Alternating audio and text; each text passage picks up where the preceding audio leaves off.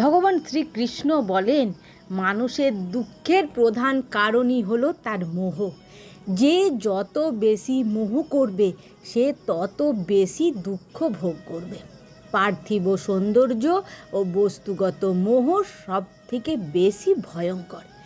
যা ঘটে গেছে তা ভালোর জন্যই ঘটেছে, আর যা ঘটবে তাও ভালোর জন্যই ঘটবে, আর যা ঘটছে তাও আমাদের ভালোর জন্যই ঘটছে।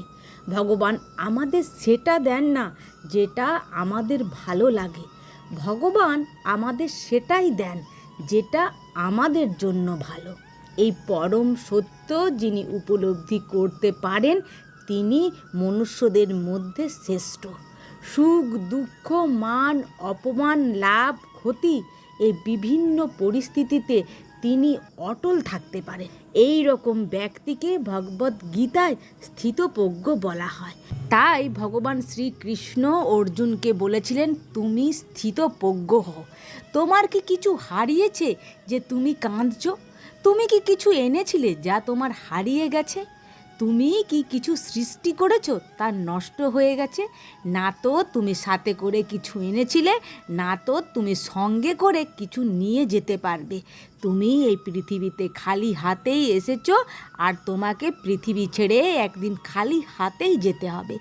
যা আজ তোমার বলে দাবি করো গতকাল সেটা অন্য কারোর ছিল, আগামীকাল তা অন্য কারোর হয়ে যাবে। পরিবর্তনই হলো সংসারের নিয়ম।